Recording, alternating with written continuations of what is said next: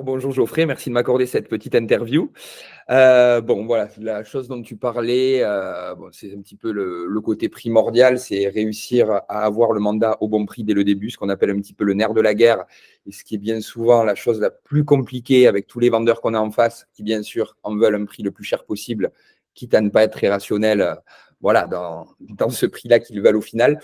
Donc voilà, on va dire, pour recentrer un petit peu les choses, que le côté primordial, ça va être une bonne estimation. S'il y a une bonne estimation d'entrée, ça va être beaucoup plus facile par ce côté professionnel et démontrer le pourquoi du comment on arrive à ce prix, de faire accepter le bon prix au vendeur. Voilà. Donc, pour résumer, je dirais que l'estimation est le côté le plus important à ce sujet. Une bonne estimation, c'est faire comprendre au vendeur que c'est ce prix. Et pour que ça soit ce prix, il faut démontrer qu'on soit un bon professionnel. Et un bon professionnel va faire une estimation qui est, entre guillemets, carrée et sur laquelle il ne va pas avoir d'objection particulière. Cette estimation, même si, bon, en fonction du bien qu'on vend, on va parler du principal, ça va être le fait de pouvoir faire une étude comparative, de lui montrer les biens récemment vendus sur un secteur forcément proche du sien ou de son bien, sur des caractéristiques similaires et sur un côté bien sûr récent, parce que le marché est très fluctuant, surtout en ce moment, pour lui montrer que tel bien est parti à tel prix avec telle caractéristique pour le recentrer sur le vrai prix par rapport à ces critères-là. Bon, pour reparler un petit peu du marché aujourd'hui, on est sur un marché qui est repassé sur un marché d'acquéreurs avec moins de volume de vente, toujours autant de vendeurs, moins d'acheteurs. Donc c'est très compliqué, ce sera peut-être un sujet ultérieur dans notre interview, mais d'aller vendre sur des prix qui sont plus hauts, voire bien plus hauts que ceux du marché comme on pouvait le faire avant.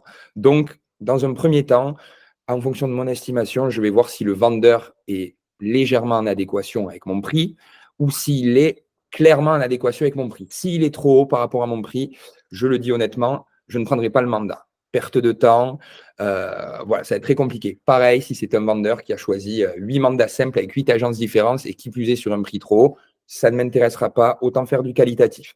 Par contre, si on est quand même sur un bien recherché, qu'on peut être tout seul sur l'affaire et que bon, le vendeur rêve un petit peu, ce qui est souvent le cas, la question, enfin, ce que je vais mettre en place, ça va être un timing, une question de délai. À savoir que, OK, on tente sur son prix, tout en le rappelant à la réalité sur le prix que je lui ai estimé, et on va se donner un délai. Par exemple, OK, on part sur votre prix, je fais de la base de données acquéreur, on ne passe pas encore en publicité, ou selon là où est le bien, on passe en publicité si je n'ai pas forcément les acquéreurs, mais on se donne un timing. 15 jours, 15 jours, on n'a pas eu de visite, on a eu des visites, on a eu des offres en dessous, etc. On baisse. Voilà, il faut vraiment d'entrée, dès la signature du mandat, que les choses se concrétisent un petit peu, pas besoin de trop en rabâcher, de rabâcher à l'estimation, mais qu'on se mette une histoire de timing. Et aussi, quelque chose d'important aussi dans ce sens-là, c'est un petit peu inverser les rôles. Bien souvent, des négociateurs, des agents immobiliers sont un petit peu, on va dire, sous la coupe du vendeur et s'écrasent un petit peu. L'important est de faire comprendre quand même aussi au vendeur qu'il a besoin de nous et non le contraire. Donc voilà, après, ça c'est propre à chacun et surtout s'adapter au vendeur qu'on a en face, mais lui faire comprendre que voilà, c'est grâce à nos outils, nos compétences, notre professionnalisme, la connaissance de nos clients qu'on arrivera à lui vendre le bien et pas qu'on ait un agent immobilier lambda qui l'appelle et qui pourrait en appeler un autre à côté et que le travail serait fait de la même manière. Voilà.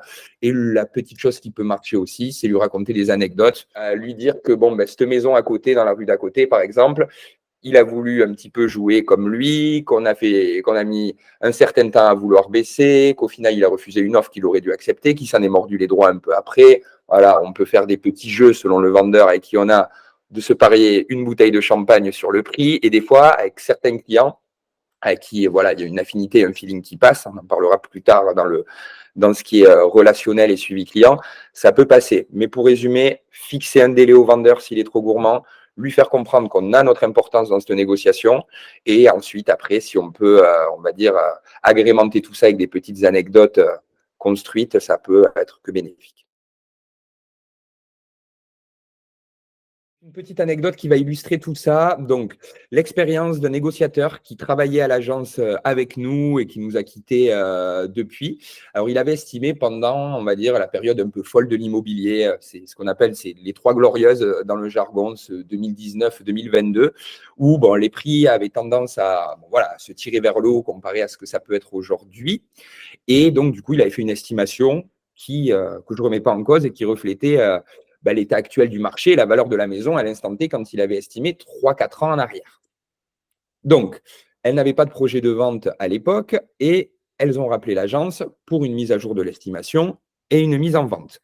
Donc voilà, donc elles avaient une estimation sur laquelle se tabler, qui, moi-même, en revenant dans la maison, alors maison qui n'avait pas été habitée, qui plus est depuis 4 ans, à la décharge du négociateur qui avait réalisé l'estimation, et qui forcément, avec le contexte actuel, c'est ce genre de grande maison années 60 qui fait 200 mètres carrés avec tout à rénover, donc avec un budget travaux très important. Budget travaux, en plus des prix de l'immobilier qui ont eu tendance à baisser, qui ont augmenté voilà, pour les raisons qu'on connaît tous aujourd'hui. Donc, du coup, elles avaient un prix de base en repassant derrière que j'ai trouvé assez élevé. Voilà. Qui plus est, elles ont fait appel aussi à une autre agence en parallèle pour avoir un deuxième avis en plus du mien. Donc, je me suis retrouvé à la remise d'estimation à, on va dire, remettre en cause à quelques dizaines de milliers d'euros près le prix qu'avait donné mon prédécesseur quelques années à l'avance et à me retrouver aussi à quelques dizaines de milliers d'euros près en dessous du prix que donnait la nouvelle agence. Donc voilà, donc on va dire que par affinité, professionnalisme et le fait d'avoir eu l'antériorité avec mon collègue qui était déjà passé quelques années avant, elles m'ont donné une exclusivité sur le bien réduite avec un entre-deux entre le prix estimé à l'époque et le prix que je venais de réévaluer. Pour moi, c'était trop cher. Donc, on s'est bien sûr donné un délai. Donc, c'était un délai à double tranchant puisque j'avais à la fois donné un délai pour leur faire baisser le prix s'il n'y avait pas de touche, entre guillemets, mais derrière, m'ayant accordé l'exclusivité, elles m'ont également donné un délai dans lequel elles rompraient cette exclusivité pour me mettre en concurrence en mandat simple avec une autre agence si je ne leur avais pas donné satisfaction. Voilà. Donc, bon, c'était un petit peu la course, hein, mais les choses voilà, qui sont aussi motivantes et qui permettent, voilà, on va dire, de se transcender pour avoir satisfaction. Voilà, donc il y a eu quelques visites, c'était maigre. Au fur et à mesure des visites, il y a eu des points qui se sont révélés au niveau de travaux, on va dire un petit peu plus précis en termes de chiffrage des clients, le fameux client charpentier qui est monté sur le toit et qui a annoncé que la toiture était à refaire. Donc du coup, moi, ma seule technique pour garder l'exclusivité le plus longtemps possible et les ramener à la raison, c'était des faits concrets de clients avec leurs artisans qui ont chiffré des choses. Et quand je faisais le débrief, c'est pour ça qu'encore une fois, le suivi est ultra important, quitte à les avoir au téléphone un peu trop après chaque visite. Si on a une logique de pouvoir faire baisser le prix, c'est leur dire, écoutez, il y a un devis qui est tombé, il y a une toiture à refaire, on ne l'avait pas pris en compte dans l'estimation, ils ont une enveloppe de temps de travaux. Avec le prix de la maison actuelle, en rajoutant les frais de notaire, plus leurs travaux, plus la petite enveloppe sur coût, regardez, on est déjà à ces prix-là. Dans ce quartier-là, même fini, ça ne se vend pas. Remettre le point aussi sur des objections qu'ont fait les clients. On entend la route, l'immeuble derrière, vous ne vous en rendez pas compte parce que vous êtes né dans cette maison, mais ça ressort souvent en visite. Voilà, d'essayer de les conditionner de plus en plus, même s'il n'y avait pas encore d'offre sur la table, sur le fait qu'on allait tendre vers notre estimation. De manière à, quand une offre tombe bien plus basse que ce qu'on a signé et que ce qu'elles espéraient, elles l'acceptent. Chose qui a fini par arriver. Bon, c'était la réalité. Hein, sur cette maison, elle était affichée trop cher et les enveloppes travaux, bon, voilà, même si ce n'est pas parlant, là, ce que je vais vous dire, on arrivait sur du 200 000 euros minimum pour chaque client qui passait. Voilà. Donc, il fallait les faire revenir à la réalité.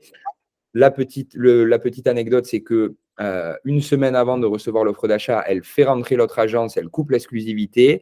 Je l'appelle en lui disant que je vais recevoir une offre, mais qu'il va falloir la regarder attentivement parce qu'il n'y en aura pas d'autres et que les visites, ça commence à s'essouffler. Elle m'annonce que l'autre agence a quelqu'un aussi également de très intéressé. 1 mois et demi que je travaille le mandat, j'arrive péniblement à arriver sur une offre d'achat. L'autre agence, en une semaine, a soi-disant une offre. C'est vrai ou c'est pas vrai? Bon, voilà, c'est un petit peu le jeu des guéguerres entre agents immobiliers.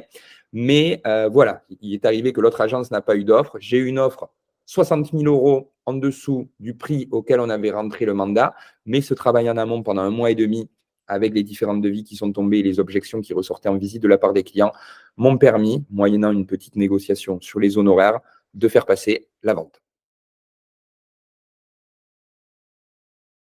Ouais, donc question très intéressante. Bon, on retombe un petit peu, justement, comme tu disais, avec le lien qu'on a fait avant. Bon, ben, l'important déjà avec ce marché un petit peu tendu et avec le fait qu'il y ait moins d'acquéreurs et que, on va dire qu'entre guillemets, les acquéreurs ont le choix et il y a de la concurrence entre les biens. Pour se démarquer, déjà, il faut un prix au marché. Voilà, un prix marché. Donc ça paraît un petit peu binaire et évident, mais il faut un prix. Voilà.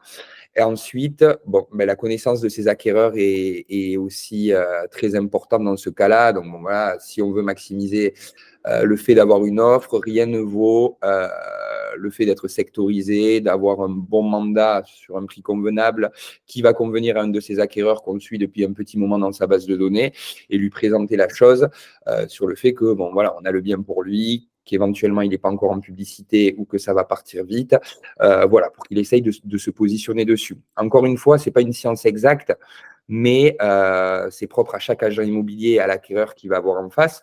Mais il faut essayer d'être le meilleur possible dans son adaptabilité à l'acquéreur qu'on a en face. Si on sent qu'il peut y avoir un potentiel de déclencher une offre d'achat ou que ça suscite de l'intérêt pour le bien, pour lui, ben voilà, pour essayer de lui faire passer le pas. Même si j'ai toujours une anecdote un petit peu amusante, dans n'importe quel métier, on peut être le meilleur vendeur du monde avec des possibilités de crédit à la conso, etc. On peut vendre n'importe quoi. En étant le meilleur agent immobilier du monde, on ne fera jamais acheter un bien, même à 100 000 euros, à n'importe quel acheteur. Il faudra qu'il lui plaise aussi. Voilà. Nous, on est là pour faciliter la chose en amont avec le vendeur et avoir un bon prix à présenter à notre acquéreur et avoir un suivi acquéreur important voilà, pour essayer de lui faire l'offre au bon moment et au bon prix sur le bon bien quand on l'a.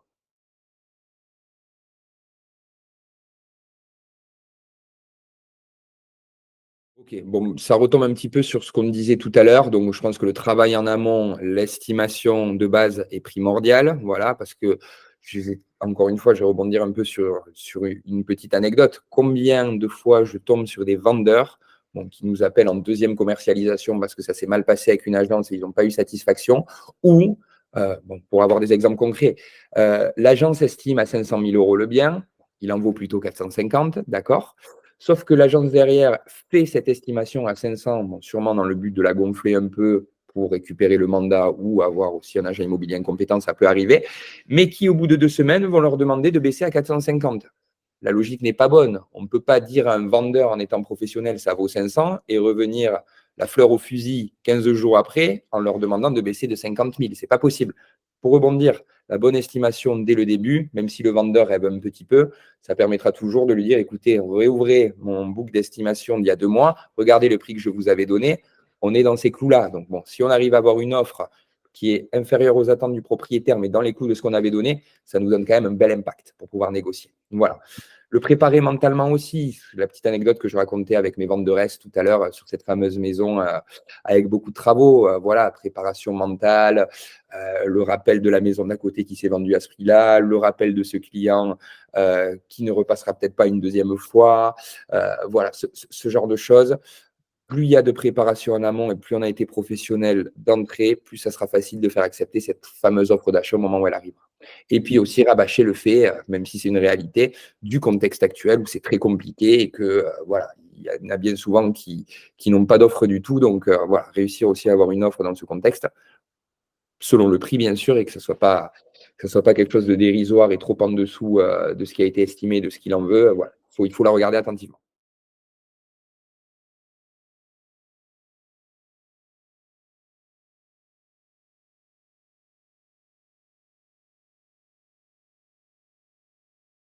C'est quelque chose qui est de primordial dans notre métier. Je pense que quand on est agent immobilier aujourd'hui, commercial en immobilier, on fait ce métier-là parce il y a une relation humaine, il y a un sens de la clientèle, un contact avec l'autre qui est très important. C'est un métier commercial, mais je dis aussi le côté primordial, c'est ce côté social. Donc, les débuts en immobilier sont toujours compliqués parce qu'à part avoir un réseau qui nous est donné et qui nous tombe du ciel de par la famille ou d'autres, le réseau, on le construit. Et un réseau, on le construit comment? En étant professionnel et en ayant un feeling avec ses clients. On ne va pas construire un réseau si voilà, les gens ne sont pas contents de notre travail et de ce qu'on a fait. Donc, c'est quelque chose qui est primordial, sur laquelle, pour les agents immobiliers, on va dire un peu plus novices ou qui ont un peu moins d'années d'expérience, c'est quelque chose qui vient avec le temps et qui ne va pas arriver de suite.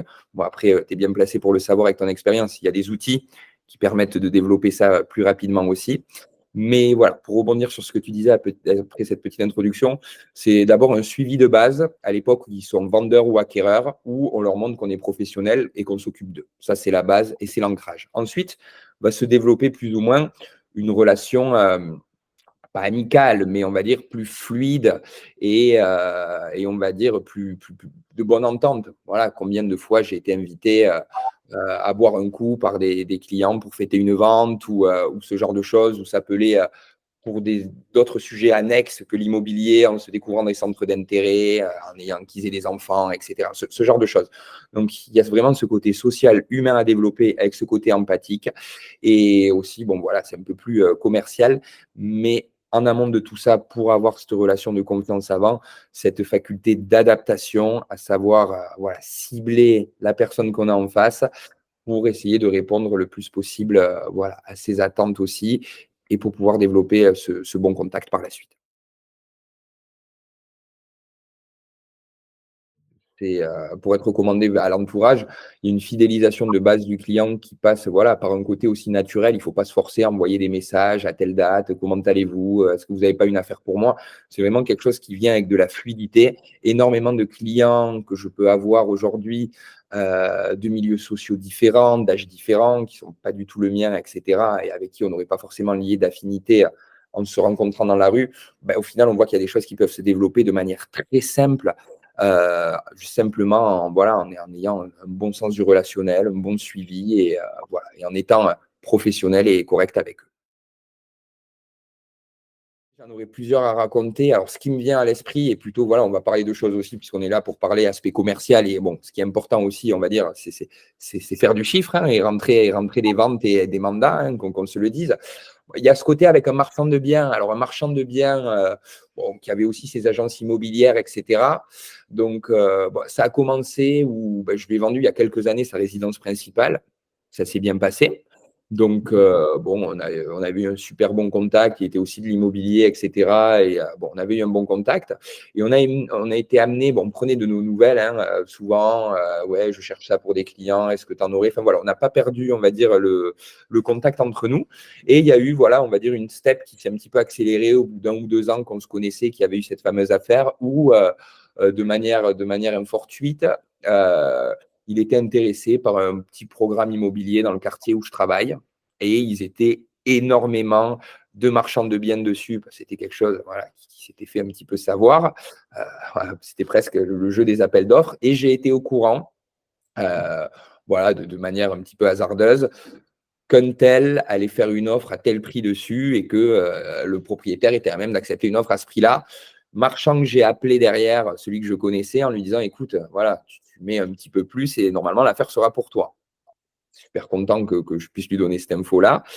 Ça s'est passé comme je l'avais dit. Il a eu l'affaire à 5 ou 10 000 euros près, voilà, sur des choses qui dépassaient le million. Donc, chose qui était bien. Et derrière, même si ce n'est pas moi qui lui avais apporté l'affaire, entre guillemets, du foncier en tant que tel, il m'a donné tous les lots à la revente sur ce programme-là.